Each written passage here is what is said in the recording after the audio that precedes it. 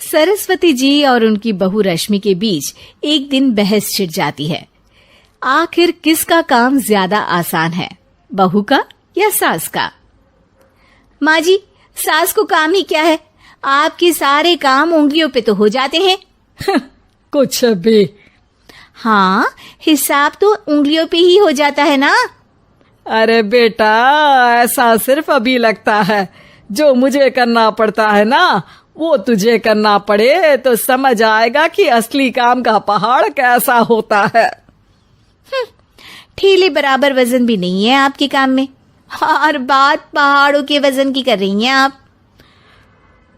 तू ऐसा करती ही क्या है घर में बेटा, ये तो बता मुझे। मैं थोड़ी ना कुछ करती हूँ, सब जादू से हो रहा है इस घर में। अरे एक दिन मेरा काम करोगी तो समझ आएगा। Okay okay, shut up. कल से मैं घर के काम करूंगी और तू मेरी जगह हर चीज का हिसाब रखना, ठीक है? ठीक है, ये भी कर लेते हैं। ये सास बहू की डील के बारे में रश्मि के पति अमन को नहीं पता था और ना ही अमन के पिताजी सुरेश जी को। पर गेहूं के साथ साथ जैसे घुन भी पिस जाता है, ये दोनों भी पिसने वाले थे। सुबह अमन उठकर रेडी होता है ऑफिस जाने के लिए, तो पता है उसके कपड़े नहीं निकले हुए हैं। अरे रश्मि, तुमने मेरे कपड़े नहीं निकाले? अपनी माँ से पूछो ना, उन्हीं का काम है ये। अमन अपनी माँ के पास जाता है। अब मेरे कपड़े आज आप देने वाले हो क्या माँ? हाँ, देना तो मुझे ही चाहिए, पर तेरी बहू ने कपड़े धोने ही नहीं डाले, तो कोई भी धुला हुआ कपड़ा नहीं है बेटा। हैं? ऐसा क्यों? कपड़े तो धोने आप ही देते हो ना माँ? अरे बहू ने तुझे बताया नहीं, अब हम अदल बदल गए हैं। मैं अब बहू और तेरी बीवी सास। अमन परेशान हो गया। वो बिना इस्त्री के कपड़े पहनकर ऑफिस चला गया। सरस्वती जी अपने घुटने के दर्द के कारण झुककर घर साफ नहीं कर पा रही थी और ना ही खाना बनाना याद रख पाई। उधर रश्मि पहले ही दिन घर की चाबी घुमा चुकी थी और 300 रुपए का हिसाब अलग नहीं मिल रहा था। पर दोनों का ही घमंड कैलाश पर्वत से भी बड़ा था और दोनों ही खेमे एक दूसरे की बात मानने को बिल्कुल तैयार नहीं थे। शाम को जब सुरेश जी और अमन खाना खाने बैठते हैं तो सरस्वती जी उनके सामने गाजर और पपीते लाकर रख देती हैं। अरे माँ, ये क्या है? ख्याली पुलाव के साथ सलाद।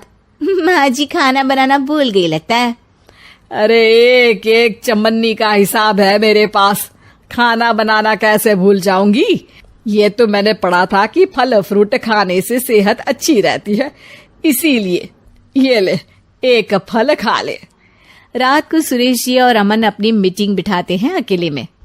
बाबूजी, इनकी लड़ाई के कारण ना हमें ठीक से खाना मिल रहा है, उल्टा घर के सारे काम रुक गए हैं। हाँ बेटा, 2 भैंसों की लड़ाई में बेचारे खेत के पौधों का भी नुकसान हो रहा है। पर पापा, क्या बताऊं आपको, मैंने माँ को इस महीने की 2 तारीख को बिजली के बिल के पैसे दिए थे। आज बिल भरने के लिए मांगने गया तो पता चला कि रश्मि उन पैसों से गैस सिलेंडर ले आई। अच्छा, तो सिलेंडर के पैसों का क्या हुआ? अब सिलेंडर के तो कोई पैसे नहीं थे बाबूजी, हमारे घर पर गैस की पाइपलाइन लगी है ना। बेटा, इन दोनों का कुछ करना पड़ेगा, नहीं तो अपने घमंड के चक्कर में पूरा घर बर्बाद कर डालेंगे ये दोनों। अमन और सुरेश जी काफी सोच विचार के बाद एक निष्कर्ष पर पहुंचते हैं। रात ही को दोनों अपनी पत्नियों की अलमारी से नई साड़ी निकालते हैं और सुबह जब रश्मि और सरस्वती जी उठते हैं तो देखते हैं कि दोनों पति साड़ी पहनकर चढ़ाव पर सब्जियां काट रहे हैं। अरे ये सब क्या हो रहा है? क्या हो रहा है मतलब? आप दोनों अदल बदल हो सकते हो तो हम क्यों नहीं? अरे क्या मतलब? नहीं नहीं, मेरी भी बचपन से किसी की बहू बनने की इच्छा थी, तो आज से सरस्वती तुम बड़ी बहू, मैं मिडल बहू और अमन छोटी बहू। अरे लेकिन सब घर पर बैठ जाएंगे तो कमाएगा कौन? ये घर कैसे चलेगा? अब वो तो भैया या बाकी लोग जाने, अब हमने भी अदल बदल कर ही लिया है तो कुछ नहीं हो सकता। रश्मि और सरस्वती जी को समझ में आ जाता है कि उन दोनों की आपस की डील की वजह से इन दोनों को बहुत तकलीफ हो रही है और उनके ईगो ने दूसरों को कितनी यातनाएं दी है। अब असल में माँ जी आप सही थी, सास बनना बहुत मुश्किल है। अरे हाँ बेटा, और तू भी, मुझसे तो नहीं हो पाया सब घर के काम, वापस बदल ले क्या? हाँ हाँ बिल्कुल माँ जी, और अब आप दोनों भी बदल लीजिए। कोई आ गया तो आप दोनों को देखकर क्या सोचेगा? अच्छा है, आप दोनों के समझ में ये बात तो आई। मैं फटाक से कपड़े बदल लेता हूँ। अरे रुक जा बेटा, एक फोटो ले लेती हूँ तेरी। मेरी बेटी होती तो तेरे जैसी ही दिखती साड़ी में। और मेरा फोटो नहीं लोगी? चुलबुली बहन विशाखा की शादी कुछ ही दिनों पहले कार्तिक नाम के एक लड़के से दुर्गापुर गांव में होती है। विशाखा अपने ससुराल में बहुत खुश होती है। एक बार विशाखा उदास बैठी होती है तो उसकी सास उसे आकर पूछती है, अरे बहू, तू इतनी शांत क्यों बैठी है? क्या हुआ बेटा? कुछ नहीं माँ जी, घर की याद आ रही थी। एक काम करना बेटा, अपनी छोटी बहन को बुला ले, तेरा मन भी लग जाएगा है? विशाखा ये सुनकर खुश हो जाती है और अपनी बहन शिखा को फोन करके बुला लेती है। शिखा विशाखा के ससुराल आ जाती है। ती, कैसी हो आप? अरे आ गई तू, मैं तो एकदम ठीक हो गई। शिखा पूरे परिवार से मिलती है। नमस्ते जीजू, कैसे हो आप? अरे बढ़िया बढ़िया, तुम बताओ। अरे कुछ नहीं जीजू। अरे आपकी शर्ट पर कॉकरोच है? कहाँ है? सॉरी जीजा जी। शिखा, आते ही तूने शैतानी शुरू कर दी, चल कमरे में। अगले दिन विशाखा रसोई में खाना बना रही होती है और तभी वहां शिखा आकर उसे पीछे से डरा देती है। वो! विशाखा डर जाती है और शिखा हंस पड़ती है। तू पागल है क्या शिखा? अभी मेरे हाथ से सब्जी गिर जाती ना। अरे दी, आपको क्या हो गया है? शादी से पहले तो कितनी मस्ती करती थी और अब एकदम बोरिंग हो गई हैं आप। ऐसा कुछ नहीं है शिखा, वो तो शिखा, चूहा! कहाँ है दीदी? दीदी दीदी दीदी, मुझे चूहे से बहुत डर लगता है। कहाँ है चूहा? देखा शिखा, मैं कुछ भी नहीं भूली, मस्ती करना भी नहीं। सच में दीदी, आपने तो डरा ही दिया था मुझे। दोनों बहनें आपस में बात कर रही होती है। तभी शिखा को एक आइडिया आता है। दी, क्यों ना आज हम इन सबको डराए? नहीं नहीं शिखा, ये मेरा ससुराल है, यहाँ लोग मजाक में नहीं लेंगे तुम्हारी बात को। अरे दी, तुम भी ना कितना सोचती हो। रात में जब सब सो रहे होते हैं कि अचानक से विशाखा की सास को पायल की आवाज सुनाई देती है। वो आंगन में आकर देखती है तो आवाज आना बंद हो जाती है। अरे कौन है इतनी रात को? वो जैसे ही मुड़ती है तो देखती है कि सफेद साड़ी में एक औरत घूम रही है। वो डर जाती है और भागकर अपने कमरे में चली जाती है। वो औरत और कोई नहीं पर शिखा होती है। सास को डरा हुआ देख शिखा जोर जोर से हंसने लगती है।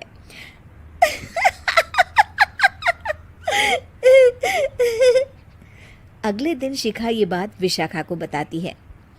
ऐसा तुझे नहीं करना चाहिए था शिखा, ये मेरा ससुराल है और तू यहाँ ऐसे मजाक नहीं कर सकती। किसी को पता चल गया ना तो हमारी तो शामत आ जाएगी। अरे कुछ नहीं होगा दी, मैं तो सोच रही हूँ कि आज अच्छे से मेकअप भी कर लूं तो और ज्यादा मजा आएगा। शिखा वहां से चली जाती है और विशाखा की सास ये सब सुन लेती है। ओह, तो ये सब शिखा का करा धरा है।